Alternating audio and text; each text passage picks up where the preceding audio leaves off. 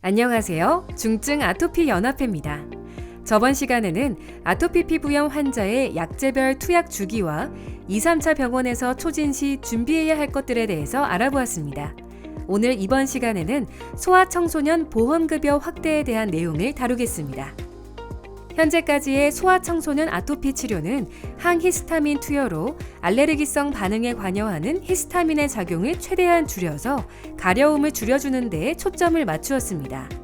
그러다 보니 중등증에서 중증 아토피 피부염의 경우 중증의 성인 아토피 환자에게 처방되는 면역 억제제를 저용량으로 사용하는 것이 한계였습니다.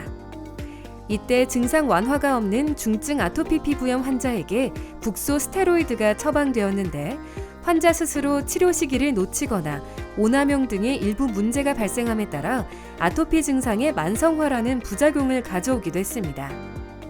위 두 가지 치료 방법을 제외하고 소아청소년 아토피 피부염 환자가 받을 수 있는 치료는 작억제제 종류의 생물학적 제재가 있습니다. 그러나 현재까지 아토피 치료 목적으로 승인된 듀피젠트의 가격을 살펴보면 월 70만 원, 림버크는 월 60만 원으로 경제적으로 여유가 없는 소아청소년과 그 가족은 선택의 옵션이 없는 의료 사각지대에 놓여 있었습니다.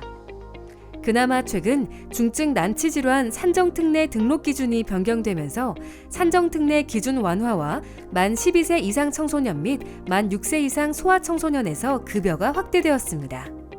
변경된 청소년 중증 아토피성 피부염 산정특례 등록 기준은 다음과 같습니다.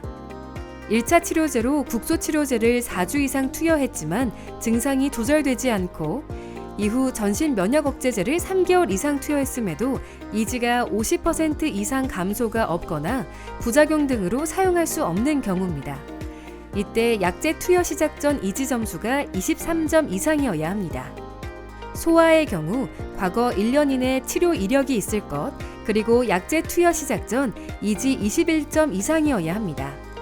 이는 약제 투여 시작 전 23점 이상인 청소년 대비 완화되었으나 대신 임상사진 제출이 필수 항목으로 변경되었습니다. 위 산정특례 기준을 통과 시 산정특례 등록 기간인 5년간 듀피젠트 혹은 림버크 약제비의 10%만 지불하면 됩니다. 이 밖에도 화이자에서 승인 준비 중인 시빙코 역시 기대할 만합니다.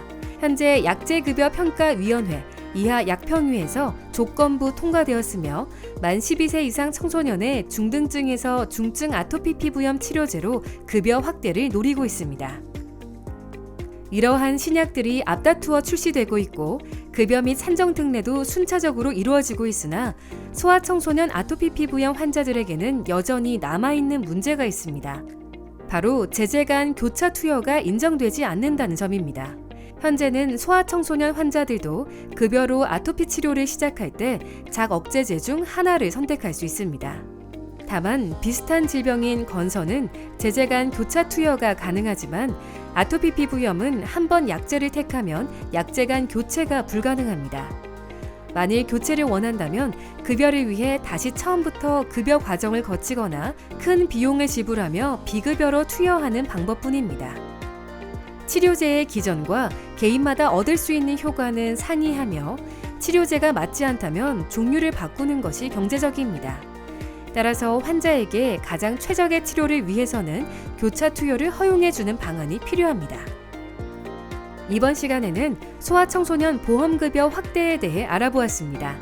비록 소아청소년 환자들의 급여가 올해 처음 이루어졌다고는 하나 제제 간 교차 투여 등 산적한 문제를 해결하는 길은 멀어 보이기만 합니다. 앞으로도 아토피 환자를 위한 저희 중증 아토피 연합회의 활동을 응원 바라겠습니다. 감사합니다. 아토피 피부염, 올바르게 이해하고 꾸준히 치료하면 더 나아질 수 있습니다. 중증 아토피 연합회가 환자들과 함께합니다.